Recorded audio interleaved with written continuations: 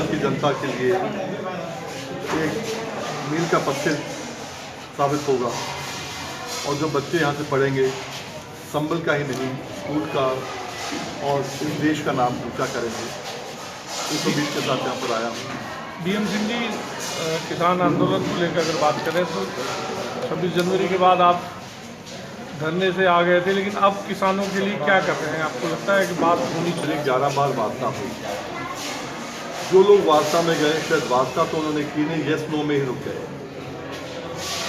ना गन्ने की बात हुई, ना MSP की खरीद की बात हुई, ना धान की बात हुई, किसी किसान के घर के अंदर 2 पैसे फालतू देने की बात नहीं हुई। केवल 3 बिल वापसी की बात हुई। हमने बार बार कहा कि 3 बिल वापसी नहीं भी अगर होते, अगर हमारी MSP खरीद की बात हो जाती है तो मूंगी में, धान में हर किसान को 15,000 रुपया एकड़ का 1 साल का फ़ायदा होगा। वही 10,000 रुपये फ़ायदा गेहूँ का होगा, गन्ने का फ़ायदा और ज़्यादा होगा। ये वार्ता हमारी करो, पर उसके बाद भी हम तो नहीं जा रहे थे, हम पीछे से सपोर्ट कर रहे थे। पर जब हिंसा हो गई वहाँ पर, आप देखिए कि पीलीभीत का एक बच्चा शहीद हो गया, बिलासपुर का एक बच्चा शहीद हो गया। जिस गांव का किसान का बेटा शहीद होगा या माँ का बेटा शहीद होगा, उसको दर्द महसूस होगा। हम वहाँ पर किसी को शहीद कराने नहीं गए थे, हम वहाँ का पिटवाने या मरवाने नहीं गए थे। जो गलत रास्ता ले लिया आंदोलन ने, कोई भी आंदोलन जब हिंसा का रास्ता लेता है तो कामयाबी उसको नहीं मिलती है, तो उसका स्वरूप बदलना पड़ता है। आप देखोगे महात्मा गांधी ने भी कितनी बार स्वरूप बदला। आप देखोगे चोरी चोरा का आंदोलन अलग हुआ महात्मा गांधी के माध्यम से, और पटेल साहब के माध्यम से बारडोली का अलग हुआ। बाकी ने अलग अलग क्यों किया? आंदोलन वही था, क्विट इंडिया, भारत छोड़ो। वही आज है, MSP पे खरीद का आंदोलन है। आंदोलन रहेगा, स्वरूप बदलेगा। इसका स्वरूप अगले 10 दिन में आपके सामने आ जाएगा। स्वरूप ऐसा होगा, ना VM सिंह के हाथ में, ना किसी नेता के हाथ में। किसी नेता के हाथ में पूरा का पूरा माल नहीं आएगा, समझौता करने का इख्तियार नहीं मिलेगा। गांव-गांव से ताकत रहेगी, हर किसान अपनी ताकत खुद अपने पास रखेगा। ऐसा आंदोलन का स्वरूप होगा। जितना समय लगेगा, आंदोलन मजबूती से चलेगा। आंदोलन का मतलब ये नहीं होता कि आंदोलन चले, लोग ना हो, नेता अपने आप को नेता बनाने की होड़ में लग जाए। ये आंदोलन का स्वरूप नहीं है। आंदोलन का स्वरूप होता है हर घर में इजाफा हो। और जो आपने पूछा कि अभी क्या हो रहा है, आपने देखा कि 10 तारीख को मैंने गन्ने के लिए एक एप्लीकेशन मूव करी हाईकोर्ट के अंदर कि गन्ने का रेट तय नहीं किया गया, पुराना ब्याज नहीं दिया गया, तो पेमेंट क्या करेंगे ये। वही इतवार में आज केस लगा था सुबह। आज यहाँ के कारण मैं केस में जा नहीं पाया, और उसमें कोर्ट ने, उनका बड़प्पन है कि कोर्ट ने, क्योंकि जो मेन चीज़ थी कि रेट तय नहीं हुआ, वो परसों इन्होंने रेट तय कर दिया। इतवार को 9 बजे रात में रेट तय कर दिया, क्योंकि आपकी एप्लीकेशन थी, कोर्ट में लगा था मामला। पर क्या तय किया? आपके सामने 4 साल से एक ढेला नहीं बढ़ाया, वो अलग बात है। वहीं पर कोर्ट ने आज 25 तारीख लगा दी है ब्याज के लिए, फिर से कि ब्याज क्यों नहीं दे रहे भाई, बहस होगी 25 तारीख को। तो मुझे जो करना है, हर किसान के चूल्हे में फ़ायदा करना है। मुझे किसान के बेटे को ना पिटवाना है, ना मरवाना है।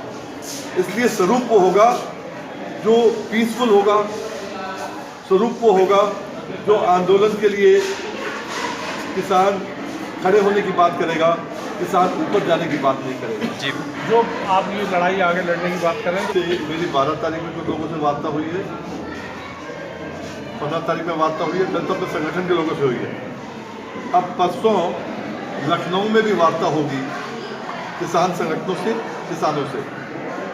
राष्ट्रीय किसान मजदूर संगठन बेशक उत्तर प्रदेश में सबसे बड़ा संगठन हो, पर हम में इतनी ताकत नहीं है कि पूरे प्रदेश में हम अपने हिसाब से चलें। हर आदमी को अपनी कमी मालूम होनी चाहिए, पर इतना जरूर 40-50 जिलों में हम लोग गए। और दिल्ली में भी आपने देखा जो स्वरूप बदलने की बात हुई, जब हम निकले तो 100-150 लोग बच गए थे। और जो लोग आए थे उनका मैं धन्यवाद देना चाहूँगा, जो गन्ने वाले किसान थे जिन्हें 3 बिलों से मतलब नहीं था, क्योंकि हम लोग बैठे थे, वो भी मैंने बुलाया नहीं किसी को, अपने आप आए। गन्ना किसान को क्या एक्ट है 53 वाला, sugar cane regulation of supply and purchase act 1953 या कंट्रोल ऑर्डर 66 का, जिसके तहत आपको रेट मिलता है।